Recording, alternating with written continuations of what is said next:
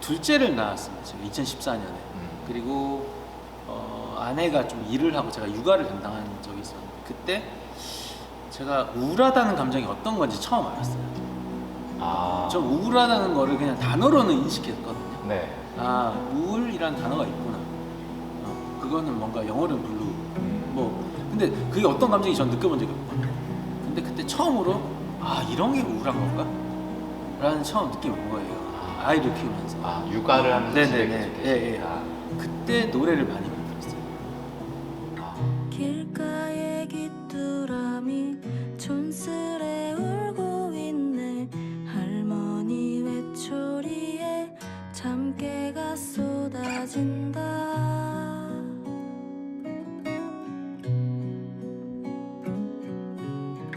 높다란 하늘 위에 잠자리 사람. 제일 민망할 때가 내가 만든 노래 가사 까먹을 때.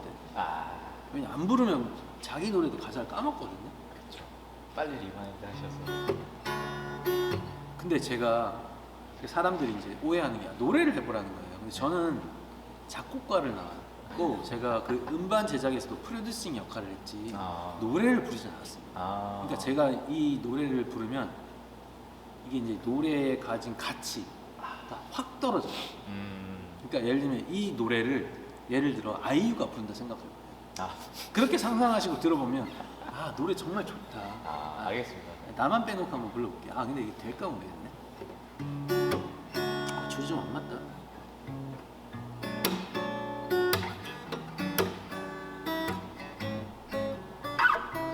우리 집 아기는 식탁 위가 궁금해. 나만 빼놓고 무얼 먹는지. 아기 의자에 나를 앉혀놓고서 자기들끼리 맛있게 먹네. 내가 이가 생기면 씹어 먹을 거야. 아그작 냠냠 맛있게. 와, 좋은데요? 아, 좋습니까? 네. 이걸 아이유가 부른다고 생각해요. 그럼 훨씬 좋겠죠. 네. 그리고 기타리스트 함춘호가 반주를 하고 네. 손가락 되게 아프다. 이게 오래된 기타여가지고. 그것도 그렇고 이게 손가락 끝에 이렇게 굳은 살이 생기거든요. 기타 치면. 지금 다 없어졌어. 지금. 너무 오랜만에. 기타 초보자. 아기 피부. 아기 손가락. 와, 정말. 근데 노래 진짜 좋았습니다. 그렇습니까? 아까 아이의 입장에서. 그쵸. 네. 그게 이제 문제가 아이들은 그걸 다 까먹는 그 억울한 심정. 그래서 제가 그거를 이제 감정이입해서 살려준 거죠. 이건 역사에 좀 기록될 만하다. 왜냐면 사라지는 역사이기 때문에 사라지는 감정이고 그래서 아기들의 감정도 우리가 좀 기억할 필요가 있다. 그런 차원에서 노래를 한번 만들어봤습니다. 요것도 검색하면 나오나요? 네, 나옵니다. 네, 나만 빼놓고라고. 나만 빼놓고. 예. 이제 홍성 유기농 영농조합에 이제 연임 투표를 앞두고 있다. 네. 라고 하셨는데 제가 그 시점에서 네네. 모든 이들이 염원하는 질문을 한번 드리고 싶은데 현 홍성 유기농 대표님께 물어보는 퇴사란? 퇴사. 네. 이제 조합에서는 연임을 한 번 할 수 있어요. 규정상. 저도 6년을 생각하고 이제 이 대표를 시작했는데 이 대표를 오래 할 일은 아닌 것 같아요. 어쨌든 지금 농업 여건이 점점 어려워지는 거는 이제 자연적으로 세계 정세와 기후와 이런 거 가지고 또 있고 또 친환경이라고 하는 건 정책의 영향을 많이 받거든요. 그렇기 때문에 이 홍성군하고 아니면 또 국가 정책이나 이런 거를 좀 잘 관계도 맺고 또 잘 살펴봐야 되는데 그런 게 되게 좀 제 역량으로는 좀 한계가 있다라는 생각이 들더라고요. 어쨌든 저는 6년간 최대한 조합이 좀 앞으로 잘 먹고 살 수 있도록 좀 구조를 만들어 놓고 나가는 게 제 생각이고 그렇게 한 다음에는 좀 쉬고 싶습니다. 뭔가 여행도 좀 가고 가족과 시간도 물론 가족과 지금 시간을 보내지만 이게 대표라고 하는 게 참 처음에는 대표에서 딱 됐을 때 누가 대표는 이런 겁니다라는 책도 그렇죠. 뭐가 없어요 아무것도. 그러니까 내가 뭐 해야 되는지를 모르겠는 거예요. 그래서 그때는 조합에서 구멍난 부분을 다 채워가겠더라고요. 그 처음 대표됐을 때 제일 막막했던 거는 뭐 해야 되는지 뭐 매뉴얼도 없고 저 처음 해보고 뭐 나중에 알게 됐지만 대표라고 하는 거는 이제 마지막 최종 책임을 지는 거고 그리고 이제 회사의 방향을 좀 잡아주고 또 뭐 먹거리도 가져오고 이제 그런 역할을 하는 거죠. 처음에는 좀 막막하더라고요. 그때 조합이 좀 불안정했거든요. 인력 구조도 그렇고. 그래서 제가 그런 걸 막 하다가 이제 좀 안정되면서 이제 또 대외적으로 뭔가를 해야 되는 일도 있고. 그래서 이게 집에 있어도 계속 그 생각은 계속 나요. 그러니까 이 생각을 안 할 수 있는 구조가 되려면 내가 이 직을 딱 그만두고 그러니까 조합에서 월급을 안 받으면 사실 생각을 그만둘 수가 있죠. 네. 돈을 받는 순간 부담이 되잖아요. 그럼 이제 거기에 대한 책임을 져야 되고 계속 생각을 하고 뭔가 이제 해야 되는 게 좀 쉽진 않은 것 같아요. 저는 그게 힘들지 않습니다. 다만 6년 이상 하면 힘들겠다. 아 6년 이상 하면 힘들다. 6년 안까지는 내가 감당할 수 있겠다. 네네.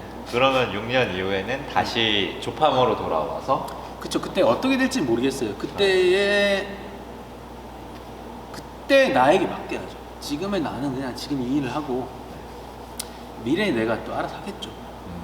그때 농사를 지을지 네. 뭐 공사를 할지 뭔지는 모르겠지만 그때 또 저한테 맡겨진 일이나 또 주어진 기회가 있겠죠. 네. 퀴즈를 푸는 시간을 드리려고 합니다. 퀴즈를 풀고 싶으시면 yes라고 힘차게 답변을 해주시면 될 것 같습니다. 6is Yes. 네, 문제 드리겠습니다. 네네. 문제는 어렵지 않습니다. 네네. 네. 1999년 친환경 농산물에 대한 인증을 정례하기 위해서 우리나라는 친환경 농산물 인증 제도가 도입되었습니다. 네. 하지만 아직까지 친환경 농산물의 구분과 기준에 대해 많은 소비자분들께서 헷갈려 하고 계신데요. 네. 그렇다면 우리나라가 규정하는 친환경 농산물의 두 가지 구분과 그 의미는 무엇일까요? 일단 요거 틀리면 네. 이제 사람들이 의심하겠죠. 야, 저 사람 말만 번지를 하고 저게 네. 무슨 친환경 저기 거식이냐 네. 이렇게 할 수 있으니까 어떻게 보면 이제 되게 위기의 순간일 수도 있을 것 같아요. 근데 이거 그렇죠. 제가 딱 맞추면 너무 자연스럽죠. 네. 근데 재미를 위해서는 좀 틀려주는 것도 지금 괜찮아요. 말이 길어지고 계신데 지금 생각하고 계신 것 같은데. 일단 이제 인증 친환경 인증 두 가지가 있죠. 네. 유기농과 무농약이 있습니다. 맞습니다. 그래서 유기농이라고 하는 거는 네. 일단 인위적인 네. 화학적인 네. 재료를 가하지 않는 어. 자연적인 재료 네. 그리고 농약 이런 걸 치지 않는 네. 그걸 이제 친환경 인증이라고 하고 무농약은 이제 친환경하고 유기농하고 비슷한데 단 이제 그 화학 비료를 이제 친환경 기준의 3분의 1 오. 정도를 네. 그러니까 총 내가 투입하는 양의 3분의 1 정도를 화학 비료를 줄 수가 있어요. 네. 우선은 정확하게 정답을 맞춰주셨습니다. 아 정말? 네. 아 다행이네. 네. 그래서 유기 농산물과 무농약 농산물로 나뉠 수 있고 말씀하신 대로 농약과 화학 비료 둘 다 아예 쓰지 않은 게 유기 농산물. 그리고 농약, 합성 농약은 사용하지 않고 화학 비료만 3분의 1 수준으로 사용 가능한 게 무농약 농산물. 네. 정확하게 정답을 해주셨습니다.